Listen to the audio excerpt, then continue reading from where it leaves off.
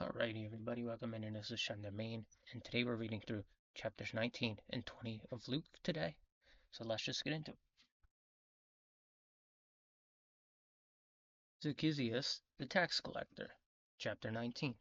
Jesus entered Jericho and was passing through, and a man was there by the name of Zacchaeus. He was a chief tax collector and was wealthy. He wanted to see who Jesus was. Because he was short, he could not see over the crowd. So he ran ahead and climbed a sycamore fig tree to see him, since Jesus was coming that way. When Jesus reached the spot, he looked up and said to him, Zacchaeus, come down. Immediately, I must stay at your house today. So he came down at once and welcomed him gladly. All the people saw this and began to mutter, He has gone to be the guest of a sinner. But Zacchaeus stood up and said to the Lord, Look, Lord, here now, I give half of my possessions to the poor, and if I have cheated anybody out of anything, I will pay back 4 times the amount. Jesus said to him, Today's salvation has come to this house, because this man too is the son of Abraham. Sorry, my chin is itchy. All right. For the Son of Man came to seek and save the lost. So this guy invited Jesus to his house, and he's following that rule that Jesus said. If you're rich, sell your items to the poor, so you can replace them with treasures in heaven. So, the parable of the 10 Minas. While they were listening to this, he went on to tell them a parable, because he was near Jerusalem, and the people thought that the kingdom of God was going to appear at once. He said, A man of noble birth went to a distant country to have himself appointed king, and then to return. He is called 10 of his servants, and gave them 10 minas. Put this money to work, he said, until I come back. But his subjects hated him and sent delegations after him to say, We don't want this man to be our king. He was made king, however, and returned home. Then he sent for the servants to whom he had given the money, in order to find out what they had gained with it. The first one came and said, Sir, your manna has earned 10 more. Well done, my good servant, his master replied, because you have been trustworthy in a very small matter. Take charge of 10 cities. The second came and said, Sir, your manna has earned 5 more. His master answered, You take charge of 5 cities. Then another servant came and said, Sir, here's your manna. I have kept it laid away in a piece of cloth. I was afraid of you because you are a hard man. You take out what you did not put in, and reap what you did not sow. Master, his master replied, I will judge you by your own words. You wicked servant, you knew, did you, that I am a hard man, taking out what I did not put in, and reaping what I did not sow. Why then didn't you put my money on deposit, so that when I came back I could have collected it with interest? Then he said to those standing by, Take his manna away from him, and give it to the one who has 10 minas. Sir, they said, he already has 10. He replied, I tell you that to everyone who has more will be given. But as far as the one who has nothing, even what they have will be taken away. But those enemies of mine who do not want me to be king over them, bring them here and kill them in front of me. So everybody was getting something because they put something in, and that's the purpose of it. So you put something in, you're gonna get more out of what you put in. Um, that goes for everything. You give something to somebody, and the blessing usually returns tenfold some way, and that's the thing people don't understand about Christianity. Christianity is about you give people stuff. It's sort of like very similar how people would believe in the law of karma, of course. But this is a lot different. This is a blessing through God. So when you give something out to somebody, let's just say you give them $1, it comes back even more. So that's what the meaning of this. That's what Jesus Christ was trying to teach here. And because the guy didn't give anything, he wasn't getting anything back. So Jesus comes to Jerusalem as king. After Jesus had said this, he went on ahead, going up to Jerusalem. As he approached Bethphage and Bethany at the hill called the Mount of Olives, he sent two of his disciples, saying to them, "Go to the village ahead of you, and as you enter it, you will find a colt tied there, which no one has ever ridden. Untie it and bring it here. If anyone asks you, 'Why are you untying it?' say the Lord needs it." Those who were sent ahead went and found it just as he had told them. As they were untying the colt, its owner asked them, "Why are you untying the colt?" They replied, "The Lord needs it." They brought it to Jesus, threw it there, threw their cloak on the colt, and put it on, and put Jesus on it. As he went along, people spread their cloaks on the road. When he came near the place where the road goes down the Mount of Olives, the whole crowd of disciples began joyfully to praise God in loud voices for all the miracles they had seen. "Blessed is the King who comes in the name of the Lord. Peace in heaven and glory in the highest." Some of the Pharisees in the crowd said to Jesus, "Teacher, rebuke your disciples." "I tell you," he replied, "if they keep quiet, the stone will cry out." As he approached Jerusalem and saw the city, he wept over it and said, "If you, even you, had only known on this day what would bring you peace, but now it is hidden from your eyes. The days will come upon you when your enemies will build an embankment against you and encircle you and hem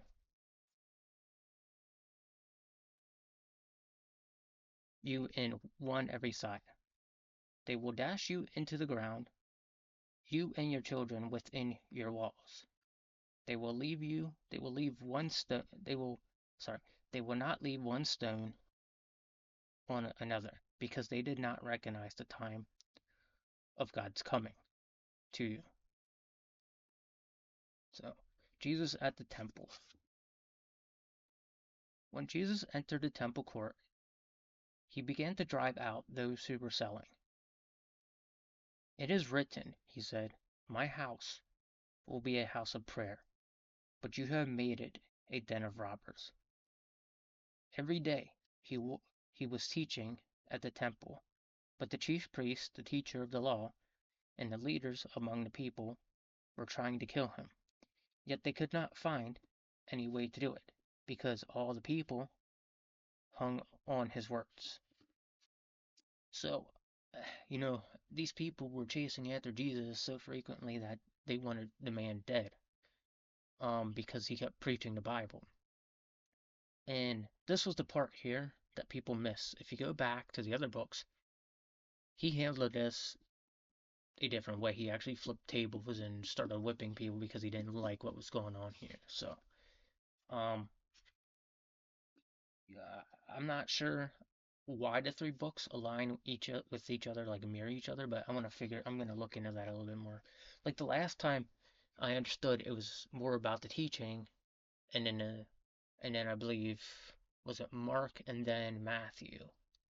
that taught the lesson, that showed what he did to teach the lesson. So, all right, chapter 20. The authority of Jesus questioned.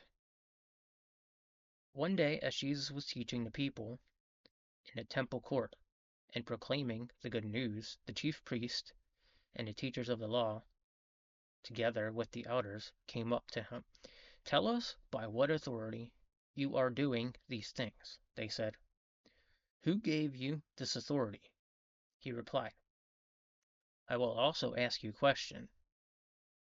Tell me, John's baptism, it was from heaven, or of human origin?"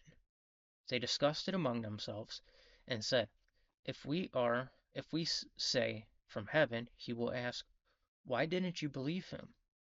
But if we say of human origin, all the people will stone us because they are persuaded that John was a prophet. So they answered, we did not know where it was from. Jesus said, neither will I tell you by what authority I am doing these things. So, and, people get like that today. Okay, so take this into context as like you tell people stuff and they see you're doing the right thing, but there's doubt in their mind, you know, and that's what Jesus Christ is going through.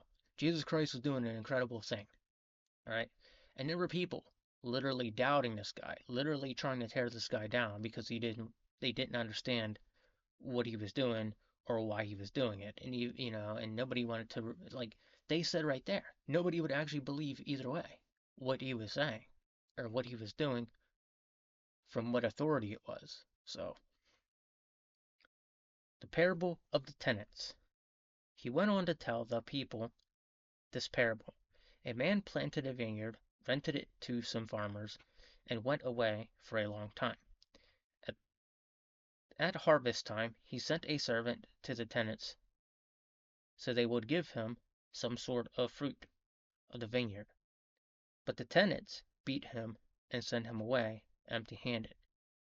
He sent another servant, but that one also they beat him and shamefully, uh, tr- treated him shamefully, and sent him away empty-handed. He he sent he sent still a third, and they wounded him and threw him out. Then the owner of the vineyard said, "What shall I do? I will send my son, whom I love. Perhaps they will respect him."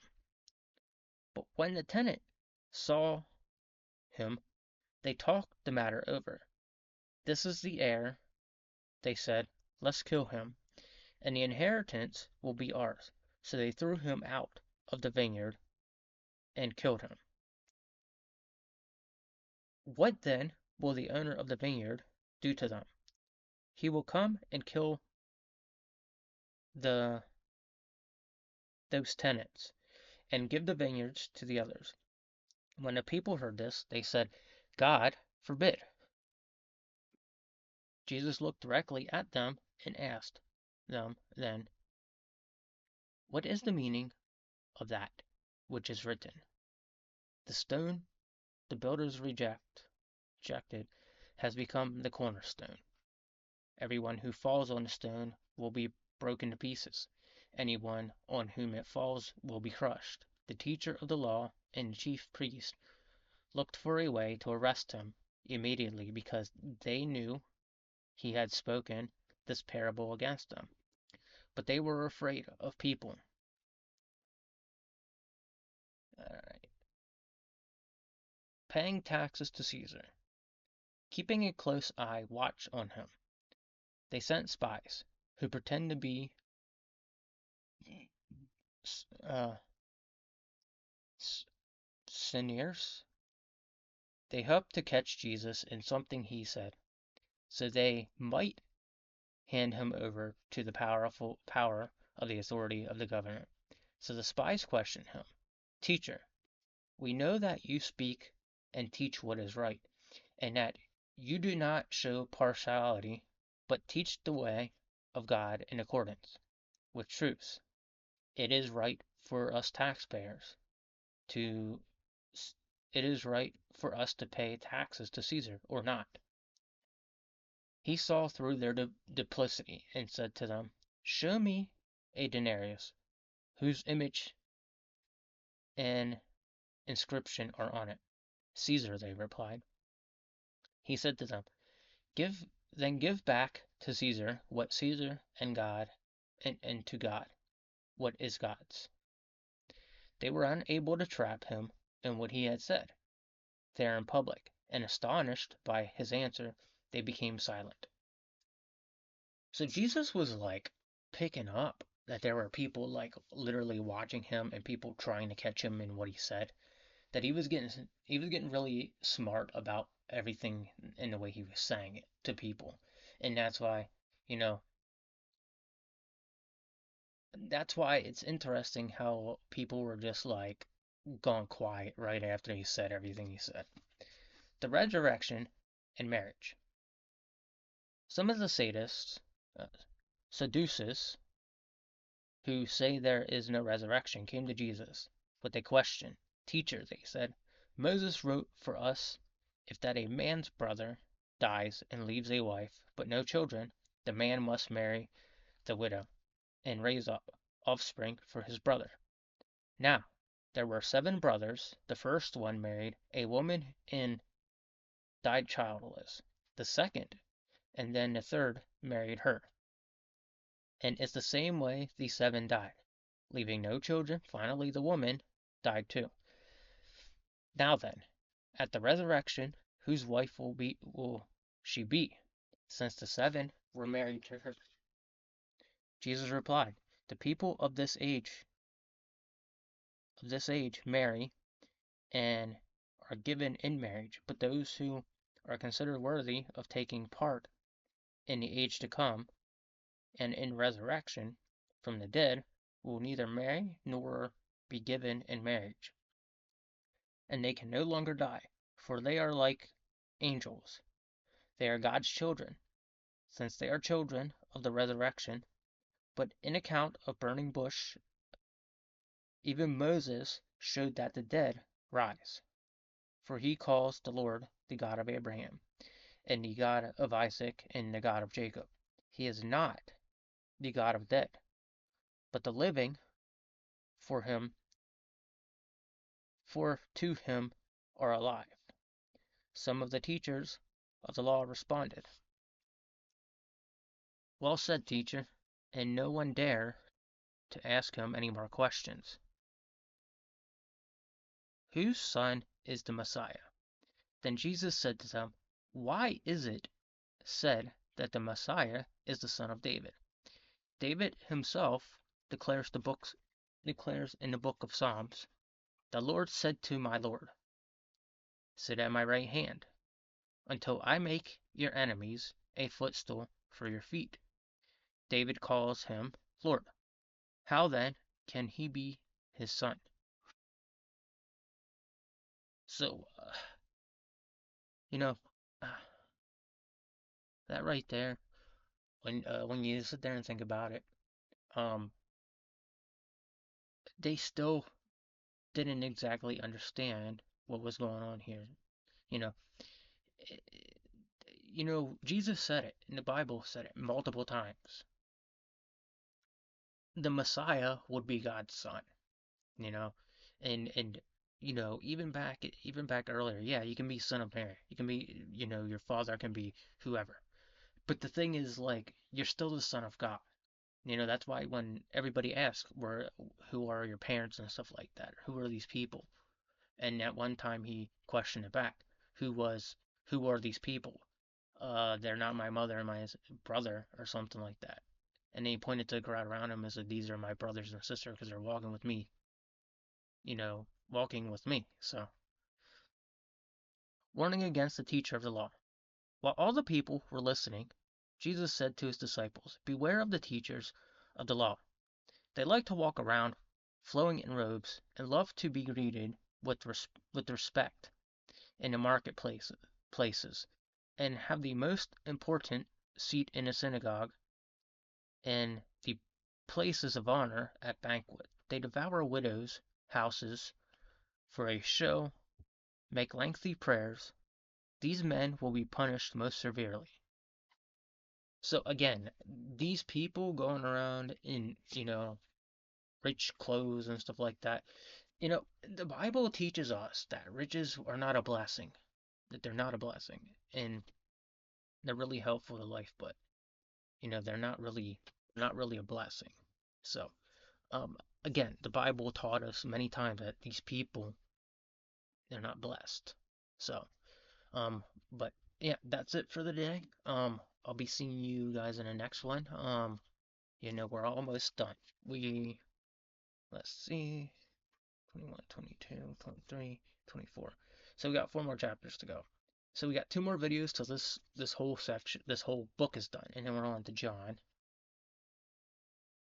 Um, so again, some of this is like repeating the books over and over, which I'm still curious about, and I might actually do my research on why they do it. But